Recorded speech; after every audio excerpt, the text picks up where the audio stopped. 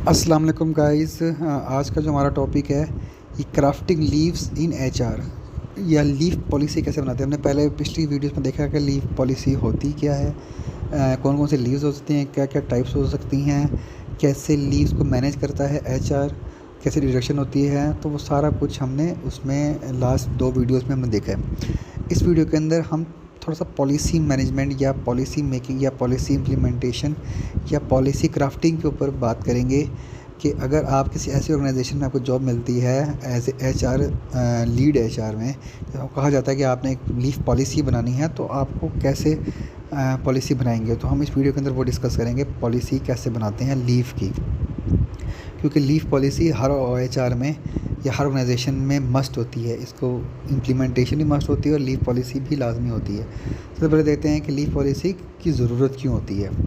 Leave policy से ज़रूरत होती है कि जितनी अच्छी लीव पॉलिसी होगी उतनी ज़्यादा क्लैरिटी और फेयरनेस होगी। अगर लीव पॉलिसी नहीं है तो एम्प्लॉय अपनी मर्ज़ी से लीव करता रहेगा और ऑर्गेनाइजेशन को नुकसान होता रहेगा और काम का जो वर्क फ्लो है वो रुकता जाएगा। तो लीव पॉलिसी क्या होती है, कॉन्फ्लिक्ट को रिड्यूस करती है और लीगल कंप्लाइंस करती है। इसमें कॉन्फ्लिक्ट मींस कि एम्प्लॉय और एचओडी या मैनेजर के दरमियान का कॉन्फ्लिक्ट। तो अगर लीव्स नहीं है या लीव की पॉलिसी नहीं है तो एम्प्लॉय जो है अपनी मर्ज़ी से लीव कर सकता है या फिर जो एचओडी है वो अपनी मर्ज़ी से लीव रोक सकता है। तो लेकिन लीव पॉलिसी में फिर दोनों को पॉलिसी के अकॉर्डिंगली ही चलना होगा।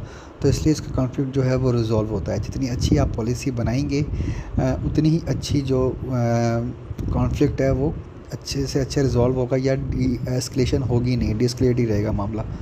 फिर लीगल कंप्लाइंस में की एलिमेंट्स आ सकते हैं जिसको हम कह सकते हैं कंप्रिहेंसिव पॉलिसी। अब कौन कौन सी पॉलिसी है जो हम डिस्कस किया ऑलरेडी, ज़्यादा डीप नहीं जाऊंगा। टाइप्स ऑफ लीव्स हो सकती हैं, ऑलरेडी देखा हुआ है हमने। पॉलिसी के अंदर सबसे इंपॉर्टेंट चीज़ है, सबसे पहला पार्ट आएगा, हमने टाइप्स ऑफ लीव्स डिफाइन करनी है, ठीक है। फिर हमने एलिजिबिलिटी क्राइटेरिया डिफाइन करना है कि इस कैटेगरी के लोग ये लीव एलिजिबल हो सकते हैं।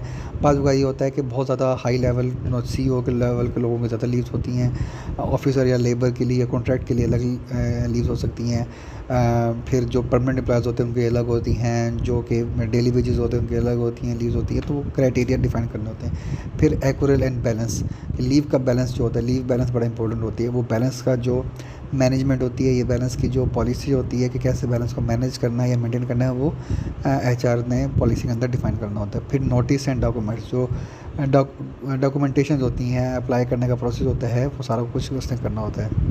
फिर कॉमन लीव कैटेगरीज अब ऑलरेडी हम डिफाइन कर चुके हैं, लेकिन ये पॉलिसी के अकॉर्डिंगली हम देखेंगे कि पॉलिसी के अंदर में कैसे बताना है। And the leave for rest and personal time often accurate, casually for unforeseen short time needs, कभी भी कोई इमरजेंसी हो सकती है छोटी सी। फिर sick leave for health related absence usually with medical certificates लाजमी होते हैं अगर पॉलिसी के अंदर बताना चाहें तो। फिर मैटरनिटी या paternity leaves for new parents legally mandated, इसमें ये पॉलिसी में डिफाइन कर सकते हैं कि फ़ीमेल के लिए 3 मंथ की हो और मेल के लिए 1 हफ्ते की हो, तो वो डिपेंड होता है।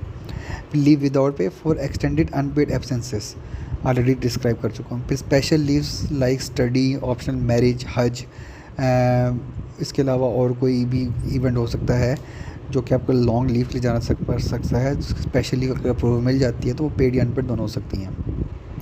स्ट्रीमलाइन लीव अप्रूवल डॉक्यूमेंटेशन, सबसे पहले आपने एक एप्लीकेशन प्रोसेस बताना होता है कि क्या एप्लीकेशन प्रोसेस होता है। फिर रिक्वायर्ड डॉक्यूमेंटेशंस क्या होगी।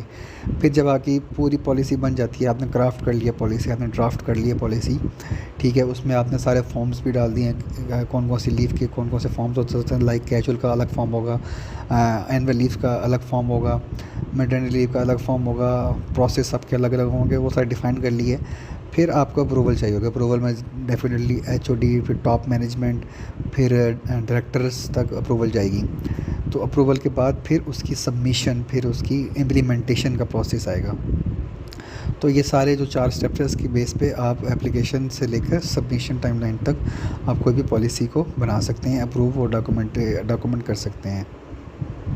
फिर इसके बाद आ जाता है लीगल कंप्लाइंस। फिर लीगल देखना पड़ता है। अब बहुत सारी ऑर्गेनाइजेशन होती हैं जो कैजुअल लीव होती हैं, जो एनुअल लीव्स होती हैं वो 20 कर देती हैं, ये 15 कर देती हैं, जबकि ऐसा नहीं है। लीगल कंप्लाइंस के अकॉर्डिंगली कम से कम 30 लीव्स होनी चाहिए, या अगर 30 लीव्स नहीं है तो फिर कैजुअल और एनुअल लीव्स मिला के 30 होनी चाहिए। तो बहुत सारी ऑर्गेनाइजेशन ऐसा नहीं करते हैं, तो ये लीगल कंप्लाइंस बड़ा मैटर करता है।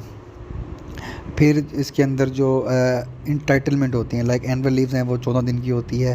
ایلیجبلٹی تمام اسٹاف کے لیے ہوتی ہے. کچھ آرگنائزیشن ہوتی ہیں کہ جو انٹائٹلمنٹ ہوتے ہیں وہ آفیسر لیول کو تو دیتے ہیں لیکن لیبر لیول کو نہیں دیتے ہیں, تو یہ والی کرائٹیریا بھی لازمی ہوتا ہے کہ ایلیجبل تمام اسٹاف کے لیے ہوتا ہے. پھر جو ایکوریٹ مانیٹری ہوتی ہے وہ بھی تمام اسٹاف کے لیے ہوتی ہے. تو یہ ساری چیزیں اس کے اندر دیکھی جاتی ہیں لیگل کمپلائنس کے اندر پالیسی کے اکارڈنگلی.